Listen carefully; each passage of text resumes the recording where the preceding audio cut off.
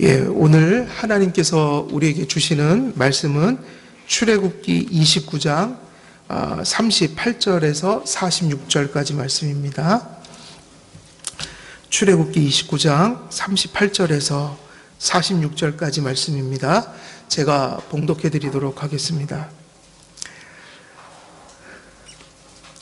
내가 제단 위에 드릴 것은 이러하니라. 매일 1년 된 어린 양 2마리니 한 어린 양은 아침에 드리고 한 어린 양은 저녁에 드릴지며 한 어린 양에 고운 밀가루 10분의 1 에바와 찌은 기름 4분의 1 흰을 더하고 또 전제로 포도주 4분의 1 흰을 더할지며 한 어린 양은 저녁 때에 드리되 아침에 한 것처럼 소제와 전제를 그것과 함께 드려 향기로운 냄새가 되게 하여 여호와께 화제로 삼을지니 이는 너희가 대대로 여호와 앞 회막문에서 늘 드릴 번제라. 내가 거기서 너희와 만나고 내게 말하리라. 내가 거기서 이스라엘 자손을 만나리니 내 영광으로 말미암아 회막이 거룩하게 될지라. 내가 그 회막과 제단을 거룩하게 하며 아론과 그의 아들들도 거룩하게 하여 내게 제사장 직분을 행하게 하며 내가 이스라엘 자손 중에 거하여 그들의 하나님이 되리니 그들은 내가 그들의 하나님 여호와로서 그들 중에 거하려고 그들을 애굽 땅에서 인도하여 낸 줄을 알리라. 나는 그들의 하나님 여호와니라. 아멘. 오늘 이 주어진 본문은 상번제에 관련된 말씀이 지금 저희들이 봉독한 말씀에 기록되어 있습니다. 이 상번제가 본문에 소개되어 있는데 하나님께서는 그 모세에게 아론과 제사장들에 관련된 그 7일 동안의 성별 의식과 더불어서 모든 세대에 걸쳐서 계속 또 하나님 앞에 시행될 그 상번제에 관련된 말씀을 이 구절에 기록하고 있습니다. 그래서 먼저 우리가 이 상번제에 관련해서 한 3개의 대지 정도가 나왔는데 오늘은 첫 번째 부분을 좀 살펴보려고 합니다. 상번제, 이 상번제의 특징이죠. 가장 상번제라고 불려지는 가장 큰 특징이 무엇이죠? 상번제는 매일매일 드려야 되는 제사였다. 그리고 매일매일 드리되 또 어떻게 드렸어요? 하루에 2번을 드렸습니다. 아침과 저녁으로 시작과 또 하루가 저물어 가는 때 2번을 드렸죠. 사실 그렇게 하면 2번을 드렸지만 의미상은 종일 드리는 예배와 같아요. 그죠? 하루를 이 번제로 시작해서 번제로 끝내라. 그래서 매일매일 드렸다. 그리고 아침 저녁으로 드렸다. 이 의미가 어떤 그런 함축된 내용들을 담고 있을까? 먼저 상번제는 우리가 다시 한번 묻는데 언제 드려졌는가? 이게 되게 중요하죠. 매일 아침 저녁으로. 매일 아침 저녁으로 드려졌다는 얘기는 결국 어떠한 의미가 함축되어 있는 겁니까? 상번제는 반복해서 드리는 것이다. 그리고 또 한 가지 의미가 있겠죠. 반복해서 드리니 무엇하지 않는 제사예요? 멈춰지지 않는 제사다. 멈춰서는 안 된다. 일관되게 반복해서 드려야 한다. 상번제는 언제 드려졌는가 물으면 매일 아침 저녁으로. 그래서 우리 개역개정 성경에 매일 드리라 되어 있는데 원어에는 이것이 2단어로 되어 있어요. 그래서 날마다라는 뜻이 들어있고, 그래서 라이옴 타미드, 그래서 욤이라는 게 날인데 그러니까 매일 날마다. 근데 어떻게? 타미드, 계속하여. 날마다 계속하여. 그래서 우리에게는 매일이라는 한 단어로 되어 있지만 히브리어에는 강조해서 2단어가 사용되어 있다. 날마다 계속해서. 그래서 RSV 성경을 보면 day by day continually. 그래서 날마다 지속적으로. 그래서 원어를 잘 번역해 놨어요. 상번제의 특징은 계속해서 매일매일 번제를 드리는 데 있었다. 여기서 날마다 계속해서 제사를 드리라는 그 하나님의 명령의 의미는 당장은 7일 동안, 그러니까 이것이 지금 상번제를 드리는 것 시작은 무슨 의식 속에다 하나님이 명령하신 거예요? 무슨 의식을 드리는 가운데 시작이 된 거예요? 우리가 지금 계속해서 설교하고 있는 위임제사, 위임식을 하는 가운데 이제 이 상번제를 드리도록 했다. 근데 위임식이 끝나고 나서 이 상번제는 누구의 지속적인 사역이 된 거예요? 제사장들의. 그러니까 위임식의 한 의식이면서 동시에 그들이 평생 죽을 때까지 어찌 보면 가장 많은 시간을 들여서 그들이 매일매일 하는 주된 직무 중에 하나가 상번제를 드리는 거였다. 그래서 위임식의 어떤 그 출발점을 가지고 있지만 이 상번제는 그 이후로 이스라엘 백성들에게, 제사장들에게 주신 영원한 규례가 되었다.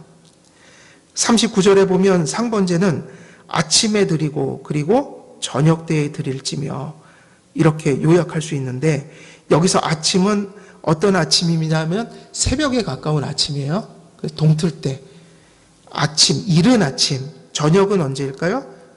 저녁은 밤이 아니라 황혼이 지는 저녁 무렵, 그러니까 해가 질 무렵을 의미합니다.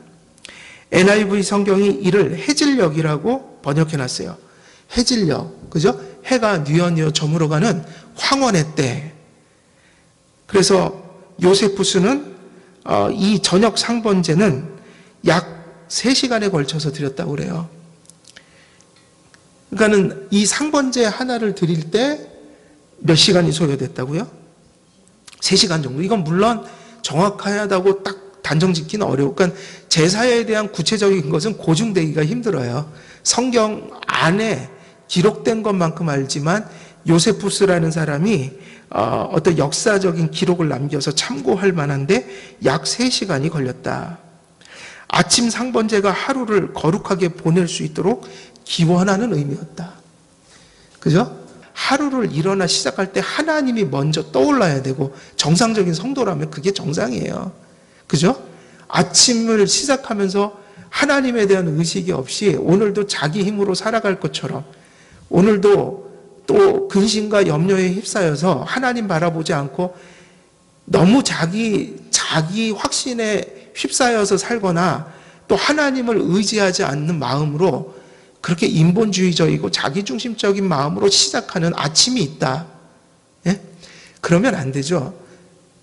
항상 성도는 아침에 일어나면 누구에게 먼저 기도하고 시작을 해야 됩니까, 사실은.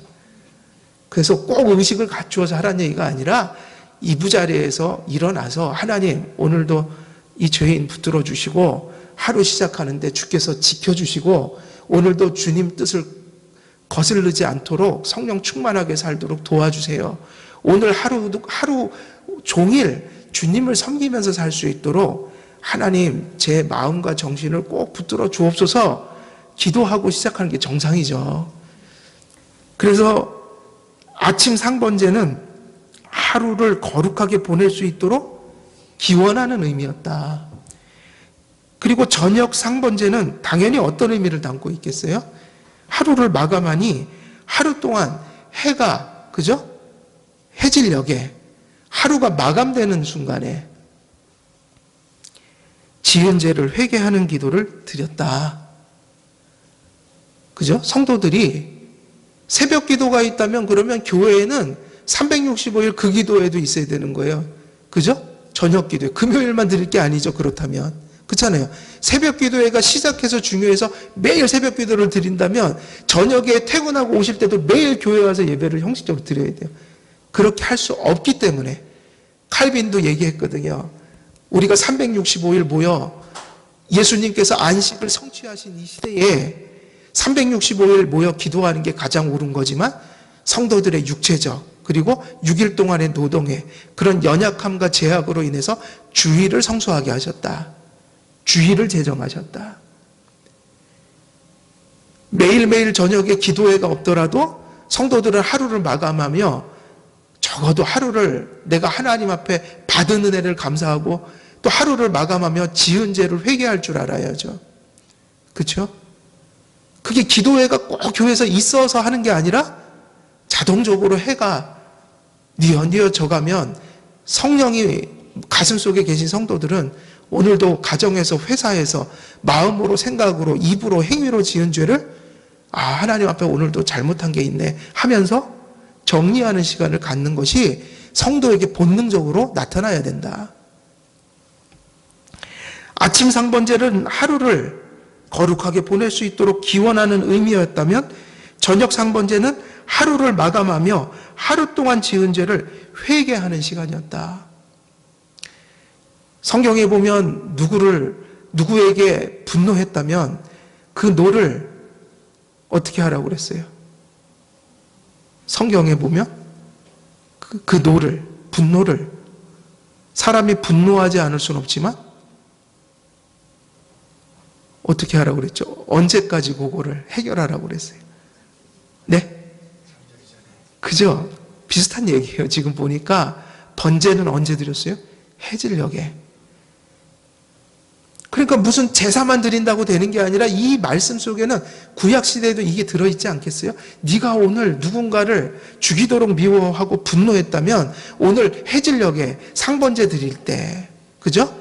해가 다 넘어가기 전에 그거를 처리해라. 우리에게 이런 삶의 패턴이 있어야 합니다. 특히 저녁에 드린 제물은 밤 동안 제단에서 탈 수 있도록 남겨져서, 그래서 단지 저녁에 이 상번제가 끝난 게 아니라 밤새도록 그거를 어떻게 했다는 거예요? 탈 수 있도록 그렇게 남겨져 있게 했다.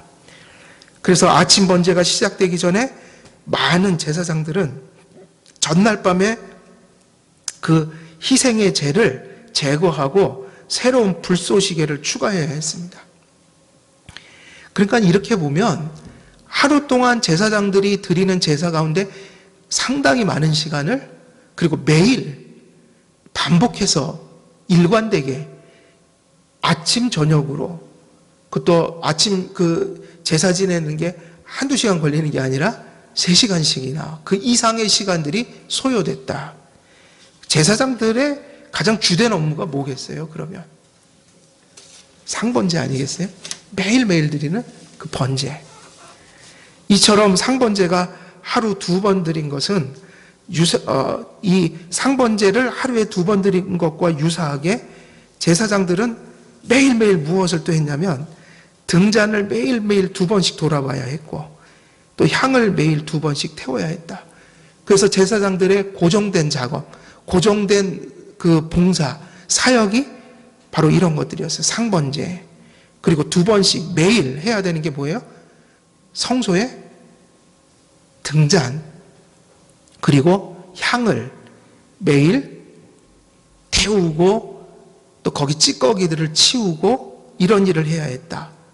상번제와 등잔과 향에 관련된 사역을 매일매일 반복해서 했는데 그 중에 가장 많은 시간과 수고와 노력이 들여진 게 무슨 제사예요?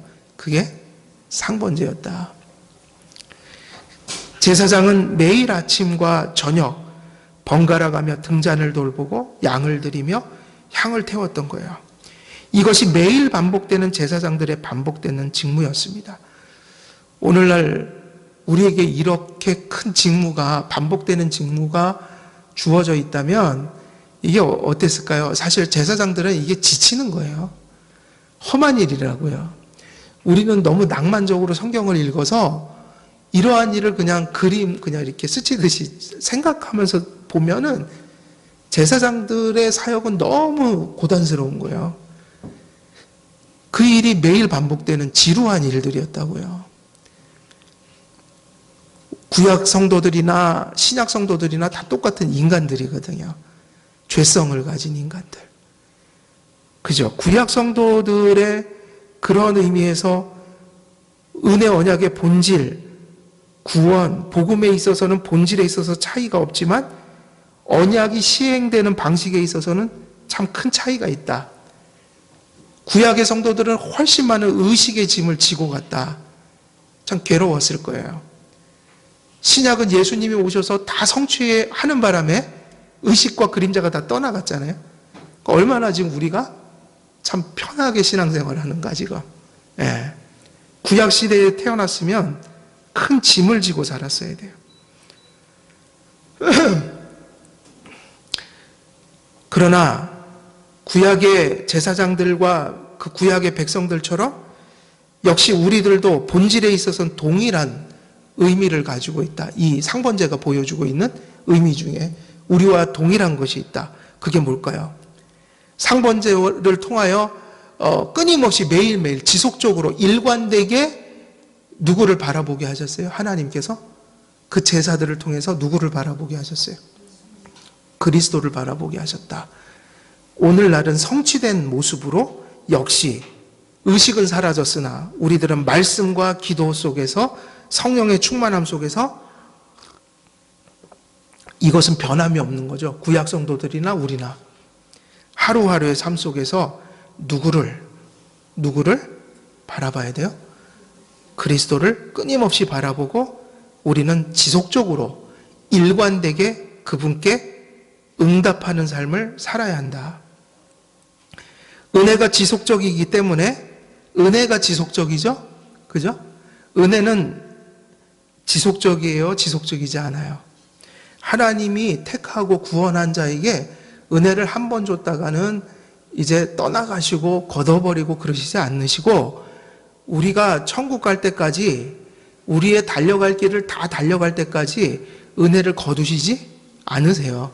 때로는 방황하고 넘어질지는 모르지만 택함받지 못한 자와 택함받은 자의 차이가 하나님이 선택한 자를 하나님이 버리시지 않는다. 그 은혜가, 그 은혜의 약속이 그리스도의 대속의 공효로 인하여 결코 우리로부터 거두어지지 않는다. 그렇게 본다면은 은혜는 결코 사라지지 않는 지속적인 것이다.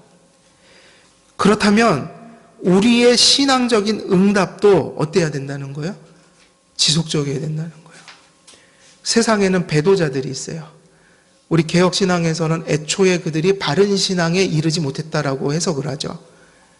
참신앙을 갖지 못한 자들은 반드시 떠나가고 넘어지게 돼 있어요. 어떤 사람들은 죽기 직전에 자신의 불신앙을 드러내는 자들도 있어요. 죽기 전에 나 예수 안 믿었다고 고백하고 죽는 자들도 있어요. 목사들 중에도. 목사가 상당히 괜찮게 사역을 했는데 다 불러놓고 얘기를 하더래요. 나 그동안에 거짓말했다. 예수 안 믿었다 그동안에. 충분히 그럴 수 있죠. 왜냐하면 자유주의 목사들도 많거든요. 예수 안 믿는. 자유주의 신앙에 빠진 목사들이 있어요. 수없이 많아요. 다 사역합니다. 목사들이라고 다 구원받는 건 아니잖아요. 그래서 성도들은 흔들리고 방황하고 때로는 잠시 타락하여 표류하다가도 그들은 반드시 돌아오게 돼 있어요. 은혜가 흔들림이 없는 것이고 거두어 가심이 없는 것이기 때문에 신앙적 응답도 지속적이다. 잠시 방황은 할 수 있어도 배도하지 않는다. 제사장들은 이러한 은혜의 수단을 통해 매일매일 힘을 얻고 은혜 받은 자의 응답과 헌신과 섬김을 나타냈습니다. 상번제는 그리스도께서 당신께서 이루신 속죄의 완전한 그 효력을 통해 교회와 성도를 끊임없이 당신의 형상으로 만들어 가시는 지속적인 예수 그리스도의 중보를 예표하고 상징하는 것입니다. 그리스도께서는 단번에 자신을 들여 성취하신 그 구원, 그리고 그렇게 구원을 성취하심으로 죄인의 무엇이 되셨어요? 중보자가 되셨죠? 그 성취를 인해 영원히 그 백성들의 중보자가 되셨다. 2000년 전에 대속의 사역을 성취하신 그 그리스도께서 지금 이 땅에서 생명 가운데 죄와 투쟁하는 그 연약하고 연약한 백성들을 위해 하늘에서 무슨 일을 하고 계세요? 중보. 근데 그냥 중보가 아니라 여기서 이런 수식어가 되게 중요해요. 그냥 이렇게 흘려보낼 얘기가 아니라 영원한 대제사장이다. 어떤 대제사장이요? 영원한 대제사장. 그 영원한 대제사장이 되셨다는 의미가 영원한 중보자가 되셔서 지금 이건 ing거든요. 지금 오늘도 죄 많은 세상 속에서 우리가 주님을 버리지 않고, 그죠? 또 주님을 배반하지 않고 이 연약한 우리들이 또 방황하다가 오늘도 또 우리 안에 믿음의 불씨가 살아있어서 어떤 상태이든 주님 앞에 또 믿음으로 이렇게 나온 이런 은혜, 이건 누구의 중보가 있었기 때문이에요? 예수님의 중보가 지금 있기 때문이에요. 그 중보가 없으면 누구의 진노의 대상이 되는 거예요? 누구의? 예수님이 지금 우리를 중보하지 않으면 우리가 일주일 동안의 그 완전치 못한 삶 때문에 누구에게 버림을 당해요? 하나님 아버지께 진노의 대상이 된다. 근데 우리가 여전히 연약했고 주 앞에 불의함이 있었으나 오늘도 불의한 자요, 연약한 자요, 부족한 자로 이렇게 나올 수 있었던 것은 예수님의 그 중보가 하나님 아버지로부터 우리가 무엇을 받게 만든 것입니까? 용서를요. 오늘도 변함없이. 그래서 예수님의 중보 때문에 늘 강조하지만 우리가 예배드릴 자격이 있어서 예배드리는 것이 아니고 기도를 하나님이 받아야 할 이유가 있어서 받으시는 게 아니라 오늘도 예수님이 우리를 중보하시기에 그 예수님의 중보가 우리를 용서받게 하여 오늘도 우리의 예배가 하나님께 받아지고 우리의 기도가 하나님께 응답되며 우리의 찬송과 기도가 하나님께 상달되게 되는 것이다. 철저히 어떤 순간에도 그리스도의 이름으로 그리스도가 성부와 우리 사이에 중보하지 않는다면 우리의 모든 것들이 진노의 대상이 되고 말아진다. 그렇게 얘기한다면 지금도 오늘도 우리가 믿음을 아직도 이 속에 믿음이 유지되는 것, 오늘도 불완전하지만 주님이 받아주시는 것, 오늘도 그렇게 우리에게 약속을 베풀어 주시는 것은 모두 누구 덕분인 거예요? 예수님의 중보 덕분이라는 거예요. 그 중보가 어떤 중보냐면 영원한 중보이다. 과거에 그리고 지금 ing 그리고 하나님 나라에서도 영원히 예수님은 성도들의 머리가 되신다. 영원히. 그래서 성경에서 히브리서에서는 대제사장이라는 말 앞에 무엇을 붙인 거예요? 영원한 대제사장.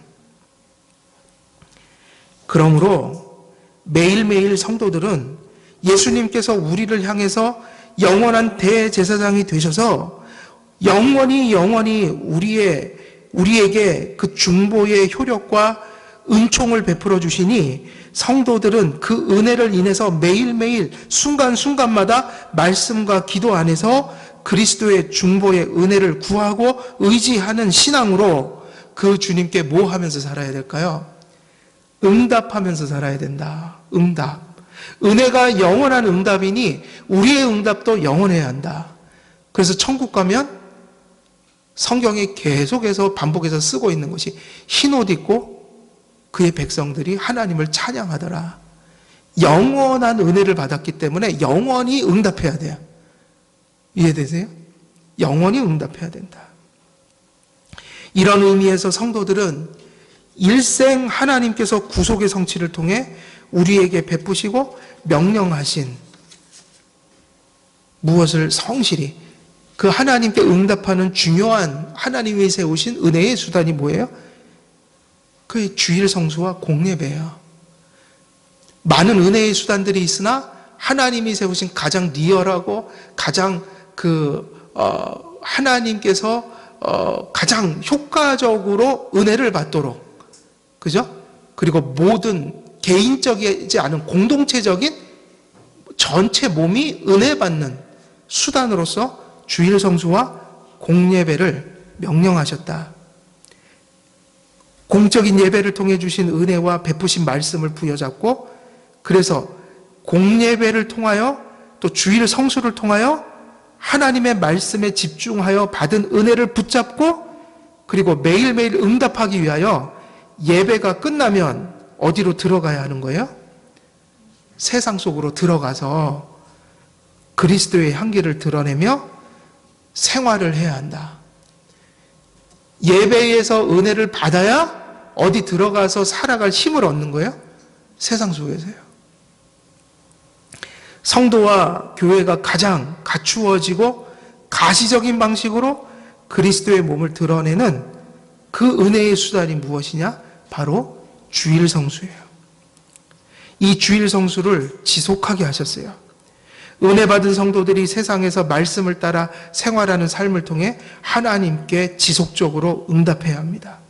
지속적으로 이어지는 공예배와 생활 속에 경건의 진정성이 나타나게 되는데, 이 주일 성수를 통해서, 그리고 그 은혜를 가지고 세상에 나가 분투하는 삶을 통해서 경건의 진정성이 나타난다. 근데 그 예배도 그렇고 생활 속에서의 삶도 그렇고 그러한 믿음의 진정성이 어떤 측면에서 나타나게 되는가? 많은 것이 있겠지만 오늘 본문과 관련하여서는 이 부분이 참 중요하다고 생각을 해요. 어떤 부분이냐면 이 부분이에요. 오늘 첫 대지가 어떤 부분을, 상번제의 어떤 부분을 주목하고 있어요? 상번제의 어떤 특징? 매일매일 지속적으로 일관되게 드려라. 여러분, 참 생명과 경건의 특징이 하나 있는데, 그러니까 적어도 성숙한 신앙의 그 증거는 지속성이에요. 일관성이다. 그래서 칼빈은 신앙의 덕목 중에 이것을 그렇게 강조했어요. 인내. 신앙의 중요한 덕목이 뭐냐면 인내다. 신앙은 무엇으로 설명하는가? 인내로 설명한다. 신앙은 인내를 낳는다. 신앙이 없는 자들은 인내라는 말을 사용할 수가 없어요. 인내가 뭐냐면 신앙이 성숙됐다라는 걸 증거하는 증거예요. 그러면 인내라는 말이 그냥 단지 일을 갈면서 막 참는 걸 인내라고 하느냐? 단지 그런 것만 의미하는 게 아니라 꾸준하고 변함없이 그리고 무던하게 지속하는 삶인 거예요. 이 교회 아래는 신앙의 한탕주의가 존재해요. 특히 한국교회.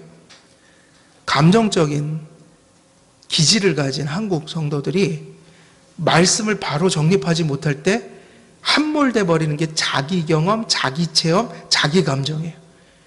그를 성경 사사기 같은 곳에서 말씀하시기를 그런 사람들이 어떻게 신앙생활을 하느냐? 제 소견대로 살아간다. 제 좋은 주관대로 한다. 그래서 우리는 하나님 말씀을 차곡차곡 배워가야 합니다. 하나님 말씀을요, 주일날 그리고 또 혹여 평일날 시간이 가능하다면 또 교회에서 지금 코로나 때문에 위축되어 있지만 주일날 다 하지 못한 말씀들 혹은 주일을 위해서 준비해야 될 말씀들을 또 평일날 공부하거든요. 그러나 6일은 노동하는 시간들이니 다 참여할 수는 없어요. 하지만 시간이 되고 여건이 된다면 교회에서 공적으로 그렇게 행하는 공부들을 적극적으로 참여할 필요가 있어요. 왜냐하면 말씀을 정립하지 못하면 신앙과 세상의 덕을 혼동하게 돼요. 세상의 성실과 세상의 열심이 신앙의 열심과 같을 수가 없는 거예요. 내용이 달라요. 같은 지혜라도 세상에서 터득한 지혜가 있어요. 학교에서, 직장에서, 세상 사람들 관계하면서 처세술, 어떤 삶의 지혜.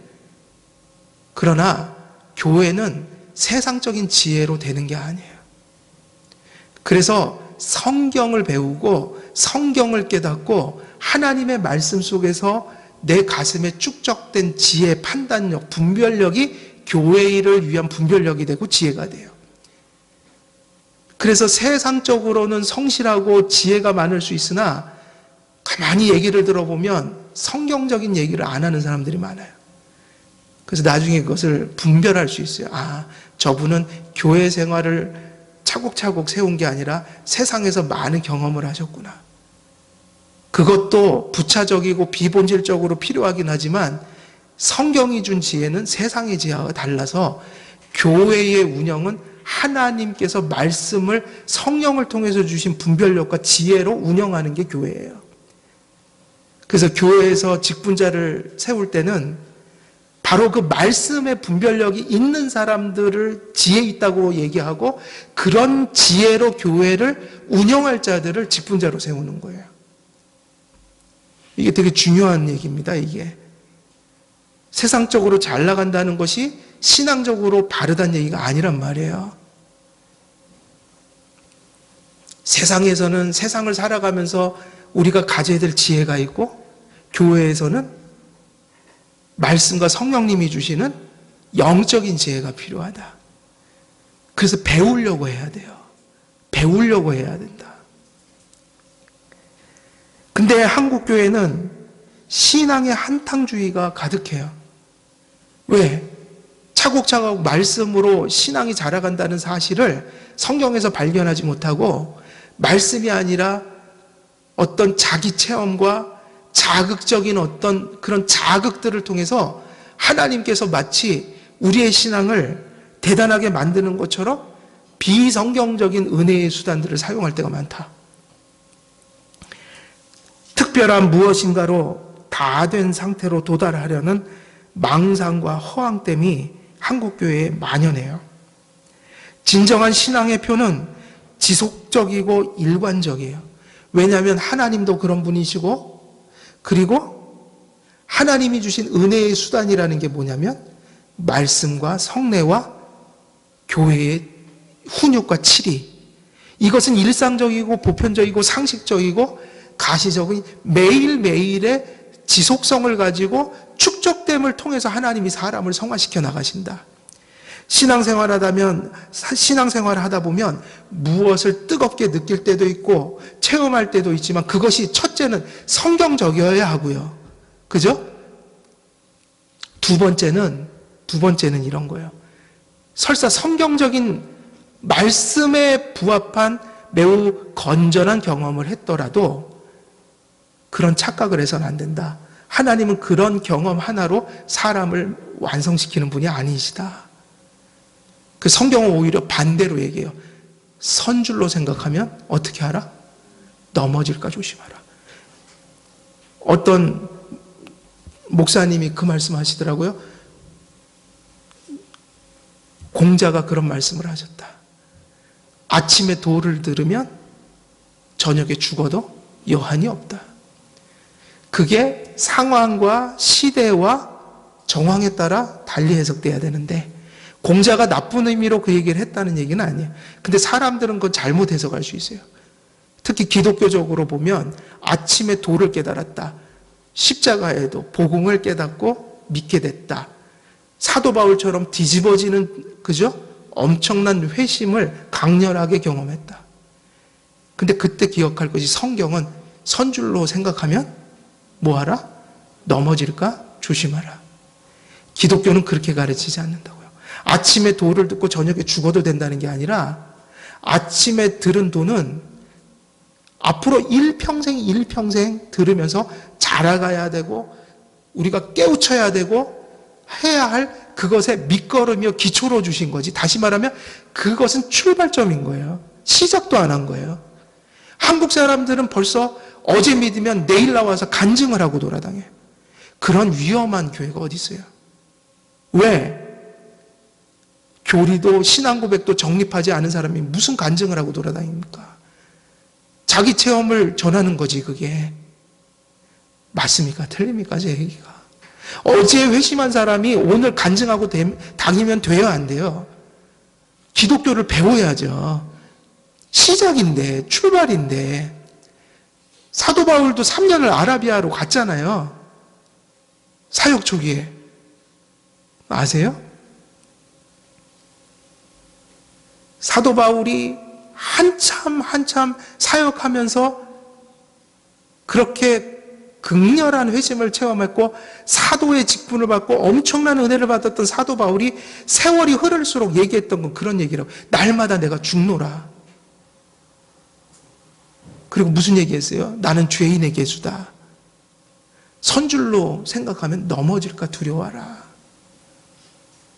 로마서 7장에 보면 오호라 공고한 사람이로다. 내가 시작이지 출발이지 아침에 도를 깨닫는 것은 시작이지 다 된 게 아니란 말이에요. 뭔가 깨닫고 복음을 알았으면 이렇게 생각하는 게 정상이에요.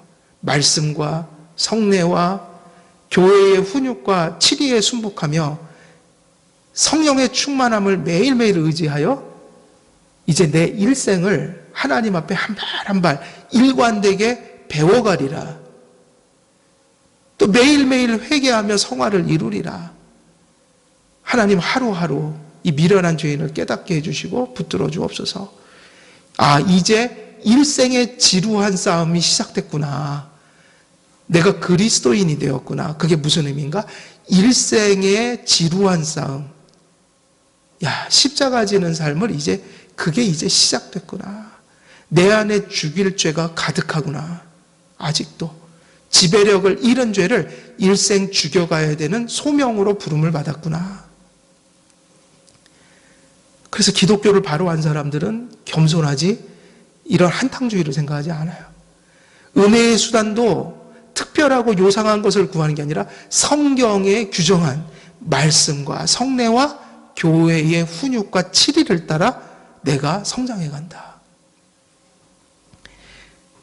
신앙의 진정한 진보는 하나님께서 성도들에게 베푸신 일상적인 수단들을 성실히 매일매일 붙들고 바라보고 사는 일상에 있는 겁니다.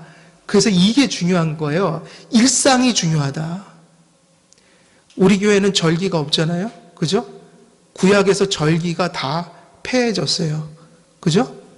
그래서 우리에게 사실은 절기는 뭡니까? 주일이죠. 매주 주일. 그죠?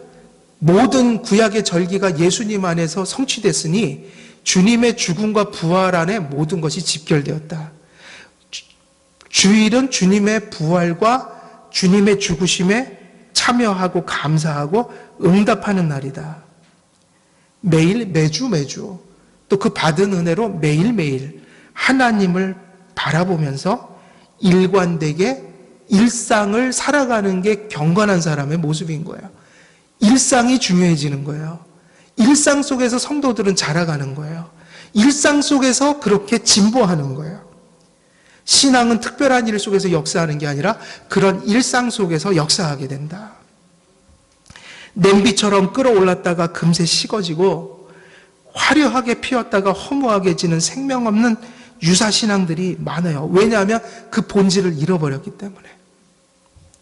신앙을 가졌어도 허영심에 사로잡혀서 특이한 것을 추구하고 무슨 프로그램이나 부흥회 같은 곳에 가서 한 방에 쓰러지고 끌어넘쳐서 일생 한 발 한 발 다가가고 자라갈 신앙의 길을 한 걸음에 도달하는 유혹에 빠지는 이들이 많다. 교리를 눈을 씻고 찾아보십시오. 한 방에 어디 있고 한 걸음에 완성되는 게 어디 있어요? 영화라는 것은 우리가 죽을 때 성취되는 겁니다. 죽을 때. 예수님이 재림하실 때. 오늘날 이단들은 이러한 군중심리, 대중적인 신앙, 또 통속적인 신앙의 심리를 악용해 미혹하는 경우가 많아요. 성경 66권이 완성된 이후에 하나님께서는 신앙의 경륜 속에 세워진 교회에 보편적인 은혜의 수단을 베풀어 구원하시고 구원하신 자들을 성화시켜 가십니다. 신약교회는 말씀의 선포와 성례와 교회의 훈육과 치리를 통해 성도들을 양육해 가시는 거죠. 하나님께서 약속하시고 명령하신 가장 효과적이고 공적이며 성경적인 은혜의 수단이 주일 공예배입니다. 예전에 보면 교회마다 한두 명의 무서운 할머니들이 계셔요. 할아버지들보다는 할머니가 더 많이 계셔요. 거의 90이 되고 지팡이 짚고 시골에서 멀잖아요, 교회가. 그분들의 신앙은 그런 신앙인 거예요. 눈이 오나 비가 오나 일생을 주일을 성수하면서, 그렇다고 대단한 학력이 있는 것도 아니고, 그죠? 대단한 지식이 넘치는 것도 아니에요. 그 교회에서 가르쳐 준 것들을 붙들고, 그죠? 험난한 세상을 살되 말씀을 그렇게 건전한 교회에서 일생 들으면서 확고하게 이 안에 정립된 확신, 신앙의 기본, 눈이 오나 비가 오나 지팡이 짚고 교회에 오시다가, 그러다 이제 지팡이도 못 짚으면 그때 이제 하늘나라 가시는 거예요. 그분들의 주일 성수가 그것만이 문제가 아니라 다른 모습을 보세요. 일관되다는 거예요. 그분들이 겨우 글자 몇 글자 이렇게 띄신 분들이, 초등학교 나온 분들이 성경을 매일, 그 노인들이 돋보기 쓰고 일생을, 중요한 게 이거예요. 일생을 매일매일 하나님의 말씀을 눈뜨고 일어나면 읽으시고 묵상하고 기도하고 그렇게 하루를 시작하시더라. 그러니까 그분들의 예배, 그분들의 성경 묵상, 그분들의 삶이라는 게 참 무서운 거예요. 비가 오나 눈이 오나 하루하루 축적된 신앙. 그런 분들은 무엇이 찾아와도 신앙을 부정하지 않아요. 지금도 얘기를 들어보니 코로나로 이제 위축된 예배가, 그죠? 위축됐잖아요. 대부분의 교회들, 대부분 나오시는 분들이 7, 80대의 권사님들이래요. 또 할아버님들하고 옛 신앙을 가지신 분들. 그 젊은 분들이 많이 이탈하는 것도 사실이래요, 지금. 실제로 주의를 지켜야 된다고 생각하는 그런 일관된 마음으로 지금도 예배당을 지키는 분들은 연세 많으신 분들이에요. 어르신들이란 말이에요. 지금 저기 우리 가은이, 주은이, 또 저기 하은이, 예준이, 성찬이, 예찬이, 라엘이, 지금 그 세대 과제예요. 우리가 가졌던 참신앙들을 이제 저쪽으로 전수가 될 거냐? 사실 퀘스천이에요. 솔직히 말하면. 모든 교회가 지금 동일하다고요. 우리 교회는 참 감사한 것이 그래도 저렇게 공예배 함께 드리는데 잘 적응해 가고 있는 것 같아서, 그래서 소망이 보이는데, 이 세대가 쉽지 않은 세대라고요.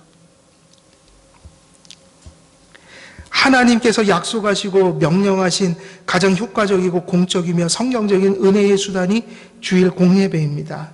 참신앙의 가치는 감추어져 있을지 모르나 가장 일상적인 하나님의 은혜의 수단들을 성실히 붙들고 일상 속에서 지속적으로 일관되게 묵묵히 경건의 생활을 수행해가는 성도들 속에 진정한 생명과 성장이 존재하게 된다. 언제나 가짜는 특이한 것들과 일시적이고 한탕주의적이고 자극적인 것을 통해 하나님께서 주신 진정한 은혜의 수단들로부터 시선을 빼앗고 일생 일관된 그런 일상의 길을 떠나 한방의 유혹으로 성도들을 생명의 길에서 혹은 진정한 성숙의 길에서 발을 벗어나게 만들어버린다. 성경은 일상의 과정을 거쳐 지속된 삶 속에서 성령님의 역사가 일어나고 있음을 가르쳐 줍니다. 신앙과 그 생명의 진정성은 지속성에 있습니다. 그 지속되는 게 참 놀라운 진정성의 표라는 거예요. 가장 큰 표, 흔들림 없이 가는 거, 일상을. 우리가 얻은 구원은 영원한 것이고 우리가 받은 생명도 영원한 것이어서 꾸준히 자라고 지속적으로 자라나 언젠가는 완성에 이릅니다. 그리고 그들은 특별하고 자극적인 어떤 것들로 이리저리 움직여 다니지 않으며 하나님께서 성경을 통해 알려주시고 일상 속에서 붙들도록 주신 보편적인 은혜의 수단으로 예배와 삶 속에서 성경 말씀을 청종하며 또 그 안에서 깨닫고 받은 약속을 붙들고 성경적으로 기도하며 하루하루 순간순간을 일관되게 살아가는 그 한 걸음 한 걸음이라는 게 존재하게 된다.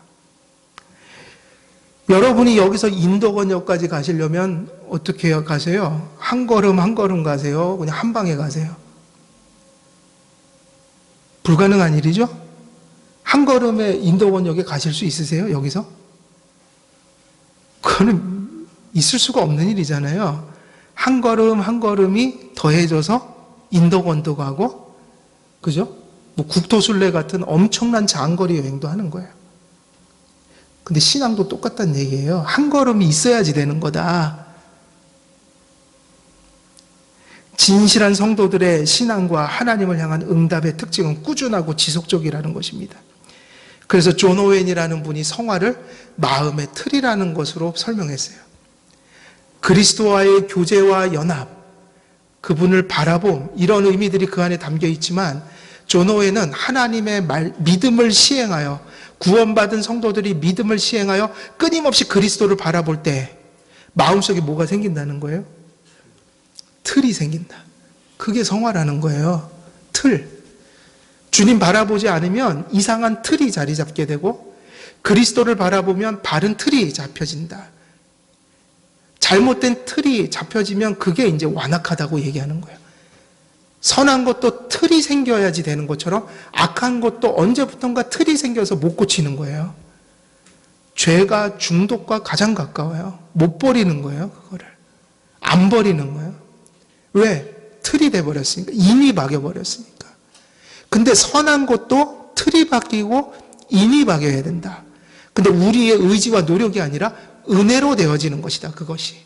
은혜로 되어지는 것이다. 그러니까 사고가 전환돼야 돼요. 한 방은 은혜라고 생각하는데 지속적인 것은 자기 노력이라고 생각하는데 그게 아니라 그 삶이 은혜란 말이에요. 그렇게 사는 삶이. 은혜가 있으니 응답이 있고, 은혜가 지속적이니 우리의 응답도 꾸준해야 한다. 그래서 마태복음 13장 18절에서 23절을 보게 되면 이런 말씀이 기록되어 있어요. 그런즉 씨 뿌리는 비유를 들으라. 아무나 천국 말씀을 듣고 깨닫지 못할 때는 악한 자가 와서 그 마음에 뿌려진 것을 빼앗나니 이는 곧 길가에 뿌려진 자요. 돌밭에 뿌려졌다는 것은 말씀을 듣고 즉시 기쁨으로 받되 그 속에 뿌리가 없어 잠시 견디다가 말씀으로 말미암아 환난이나 박해가 일어날 때에는 곧 넘어지는 자요. 가시떨기에 뿌려졌다는 것은 말씀을 들으나 세상의 염려와 재물의 유혹에 말씀이 막혀 결실하지 못하는 자요. 좋은 땅에 뿌려졌다는 것은 말씀을 듣고 깨닫는 자니 결실하여 어떤 것은 100배, 어떤 것은 60배, 어떤 것은 30배나 되느니라 하시더라. 하나님께서 씨를 뿌리는 자다. 씨는 말씀이다. 땅은 뿌려지는 곳은 마음인데 성령님이 역사해서 그 씨가 제대로 뿌리를 내리고 발화를 하면 계속 자라는데 나머지 것들은 그렇게 자랄 수가 없다.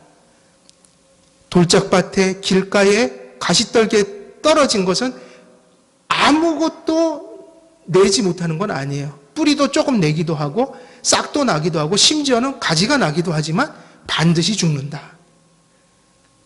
여기서의 대비는 뭐죠? 나머지 세 참된 신앙에 이르지 못한 자들과 참신앙에 이른 자들, 말씀을 믿음으로 받은 자들과 참된 믿음으로 받지 못한 자들의 차이가 뭐냐면 지속성이라고요. 계속 자라는 것과 잠시 자라다가 환경이 바뀌어지면 사그라드는. 진짜 신앙은 지속적인 거예요. 일관된 것이다. 그러니 뒤집어 얘기하면 성숙한 신앙은 어떤 신앙인 거예요? 일관된 신앙이다. 비가 오나 바람이 부나 환경이 바뀌어지나 세상이 뒤집어져도 바라보던 거를 오늘도 지속적으로 바라보는 사람. 이게 저는 그게 성화라고 보는 거예요. 성화를 많은 말로 덧붙이는데 뭐 많은 얘기를 할 수 있지만 가장 본질은 하나님을 향한 그 관계가 견고해지는 것 아니겠어요? 성찬도 그걸 위해서 주시는 거고, 그것이 우리 안에 진보해야 한다. 죽을 때까지 흔들리지 않는 삶은 없어요. 죽을 때까지. 그러나 그래서 성화도 죽을 때까지 이루어져야 된다. 흔들림이 없을 수는 없어도 오늘과 내일이 다르고 내일과 모레가 다르고 1년 1년 신앙이 해를 거듭할수록 하나님 바라보는 눈이 견고해지고 뚜렷해져야 된다. 예배도 삶도 묻어나고 일관돼야 한다. 그런 삶이 바로 뭐예요? 그게 성화라고요. 오늘 시간이 너무 많이 지나서 오늘 말씀을 여기서 좀 맺고 다음 주에 또 계속 이어서 말씀을 전하도록 하겠습니다. 오늘 말씀을 정리합니다. 오늘 상번제의 특징은 매일매일 반복적으로 드리는 예배였다. 아침 저녁으로 드렸다. 제사장들에게도 가장 많은 시간 들여 하나님을 섬기는 부분이었다. 이 말씀 속에서 우리가 배워야 될 것, 하나님의 은혜가 지속적인 것이었고 그 약속이 흔들림이 없는 것이라면 성도들의 응답도 어찌해야 돼요? 일관되고 지속적이어야 돼요. 그래서 우리가 하나님의 은혜의 수단을 통해서 은혜를 받아야 이러한 삶을 살아가는데 하나님께서 주신 은혜의 수단 역시 보편적이고 일상적이고 그러한 지속적인 것들이다. 하나님의 말씀, 그죠? 그리고 성례, 교회의 훈육과 치리에 순복하며 그렇게 자라간다, 성도는. 그러한 삶 속에서 은혜의 축적, 은혜의 응답들이 결국 우리로 하여금 하나님 앞에 일관된 신앙의 모습을 만들어간다. 이것이 우리에게 참 은혜다라고 말씀드렸어요.